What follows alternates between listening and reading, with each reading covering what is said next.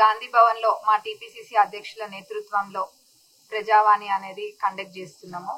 Already ప్రజావాణి అనేది ప్రజాభవన్ లో conduct చేస్తున్నాము. అట్లనే కలెక్టర్స్ కూడా ప్రజావాణి కండక్ట్ చేస్తున్నారు. దాంతో పాటుగా గాంధీ భవన్ లో ప్రజావాణి అని పెట్టినాము. అంటే ప్రతి అడుగు కూడా ప్రజలకి చేరువగా ఉండేటట్టుగా కాంగ్రెస్ ప్రభుత్వంలో తీసుకుంటున్నాము.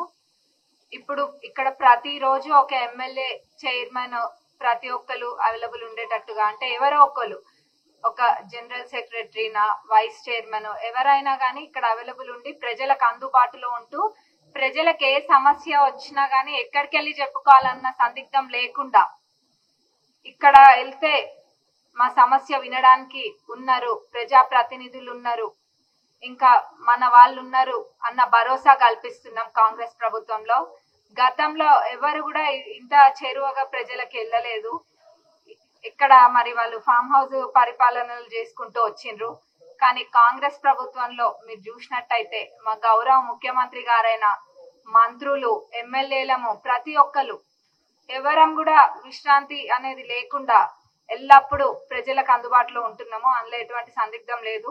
ఇప్పుడు ఈ రోజు కూడా ప్రజావాణిలో చాలా మంది వచ్చినారు, వాళ్ళకున్న సమస్యలన్నీ కూడా చెప్పినారు. ఎస్పెషల్లీ రేషన్ కార్డ్స్ ఇళ్ళ గురించి ఎక్కువ మంది వస్తున్నారు. రేషన్ కార్డ్స్ ఎందుకంటే లాస్ట్ 10 years కూడా ఎవరికి కూడా రేషన్ కార్డ్స్ అనేది ఇయ్యలేదు. ఎంతసేపు ఎక్కడైతే బై ఎలక్షన్స్ వచ్చినాయో అక్కడ అంటే వాళ్ళ జనాలను ఒక ఓట్ బ్యాంక్ లెక్క చూసినారు అంతే. బై ఎలక్షన్స్ వచ్చిన దగ్గర ఇచ్చినారు, అంతేగాని వేరే ఎవరికి కూడా రేషన్ కార్డులు ఇవ్వలేదు. ఇప్పుడు ఆల్రెడీ రేషన్ కార్డులు వస్తున్నాయి. ఇప్పుడు అర్హులైన ప్రతి ఒక్కరు, ఇంకా రాని వాళ్ళు ఎవరైనా ఉన్నా అప్లై చేసుకోండి. ప్రతి ఒక్క అర్హులకి ఇర్రెస్పెక్టివ్ ఆఫ్ పార్టీస్ మీకు ఖచ్చితంగా రేషన్ కార్డులు వచ్చి తీరుతాయి. ఇల్లు కూడా అంతే. ఇల్లు 2-3 విడతలుగా వస్తున్నాయి. ఆల్రెడీ మా నియోజకవర్గం, అంటే మా నియోజకవర్గం అనే కాదు ప్రతి నియోజకవర్గానికి కూడా ఇందిరమ్మ రాజ్యంలో ఇందిరమ్మ ఇల్లు ప్రతి పేదవాళ్ళకి రావాలన్న సంకల్పంతో మేము ముందుకెళ్తున్నాము. మా నియోజకవర్గానికి కూడా వచ్చినాయి. అందులో భాగంగా 3500 ఇల్లు, ప్రతి ఇల్లు కూడా అర్హులైన పేదవాళ్ళకి పెట్టియడం జరిగింది. అంతేగాని గతంలో వాళ్ళ లెక్క కండువా వేసుకున్న వాళ్ళకి కాదు. మీరు పార్టీ మారాలి అని వాళ్ళు ఇబ్బందులు పెట్టినట్టు కాదు. ఇది ఒక ప్రజా ప్రభుత్వం, ప్రజలకి ఎల్లప్పుడూ అందుబాటులో ఉండే ప్రభుత్వం, ప్రజలకి అనుకూలంగా ఉండే ప్రభుత్వం, ప్రజల సమస్యలు తెలుసుకోవడానికి ప్రజలలో ఒక్కలాగా ఉండే ప్రభుత్వం.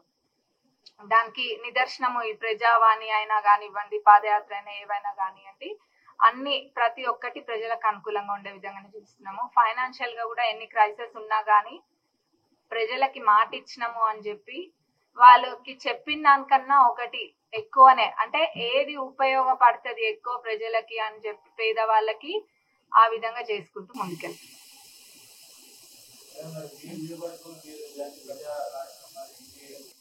మా నియోజకవర్గంలో నేను ఎమ్మెల్యే పల్లబాట అని చెప్పి ప్రతి ఊరికి అధికారులందరినీ తీసుకొని గల్లీ గల్లీ, వాడా వాడా, ప్రతి మురికి కాల్వ, కుంట అన్ని కూడా తిరుగుతా. నేను అక్కడ ఇక్కడ అని కాదు, ఎవరో చూడాలనో షోప్ టప్కో తిరిగేదాన్ని కాదు. నేను ప్రజల సమస్య తీరే విధంగా నేను తిరుగుతా. నేను ఆల్రెడీ ఆ కార్యక్రమం మా నియోజకవర్గంలో మొదలు పెట్టిన 13 ఊర్లు అట్లా కూడా తిరగడం జరిగింది. ఏంటంటే ఏదో షోప్ టప్ కాదు, వెళ్తే అక్కడ ప్రతి చిన్న మురికి కాల్వ నుంచి మొదలు పెడితే ఇంటి సమస్య దాకా అన్ని తెలుసుకొని వస్తా. ఊరికి పోతే అట్లా పోతా.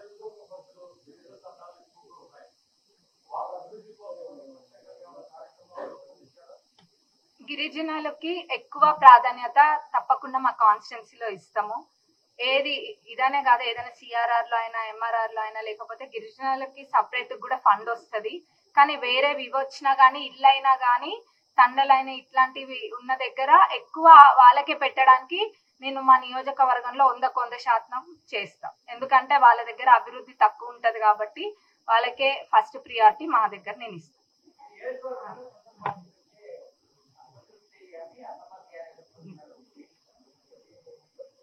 అసంతృప్తి లేదు, ఇంకేదో తృప్తి లేదు.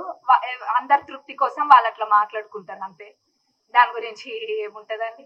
ఇప్పుడు ఏదో రాజకీయంగా ఎత్తులు జిత్తులు అట్లాంటివి చేసేనికి కూడా నాకు రావు.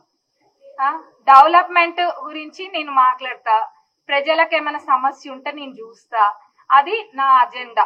అంతేగాని ఎవరో ఏదో అనుకుంటున్నారు, ఎవరికో ఏదో కడుపు మంట వచ్చింది వాళ్ళకి అన్నది నాకు అనవసరం. మా పార్టీ ప్రతి కాంగ్రెస్ కార్యకర్తని కంటికి రెప్ప లెక్క కాపాడుకుంటాం. వాళ్ళ మనసులో ఎవరికైనా చెడు ఉద్దేశం ఉన్నా గానీ, నన్ను ఎవరైనా తిట్టినా గానీ నా ఎదురుగాకి వస్తే అన్న బాగున్నారా అని అడుగుతా.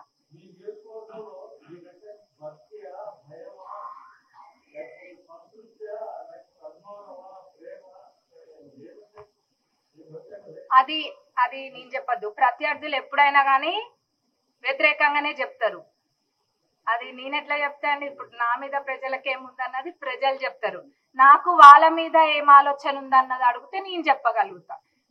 నాకు వాళ్ళు నేను ఎవరన్నది అంత తెలియనప్పుడు కూడా మా అత్తమామలు చేసిన సేవా కార్యక్రమాలే కానివ్వండి, వాళ్ళ సొంత డబ్బులతోటి వాళ్ళు చేసిన అభివృద్ధి అవన్నీ కూడా చూసి నా మీద నమ్మకంతో వాళ్ళ ఆడబిడ్డ లెక్క అనుకొని నన్ను గెలిపించినారు.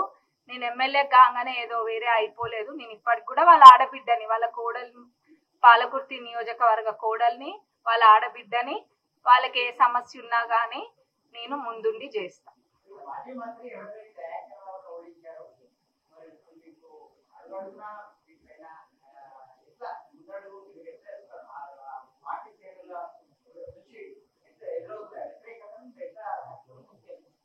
అది వ్యతిరేకత అని నేను అనుకోను.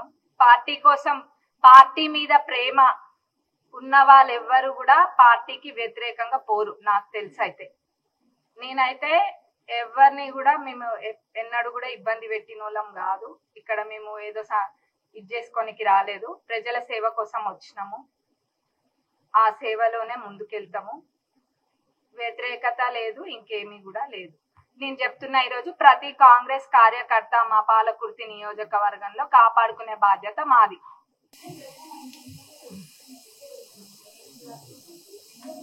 అవును.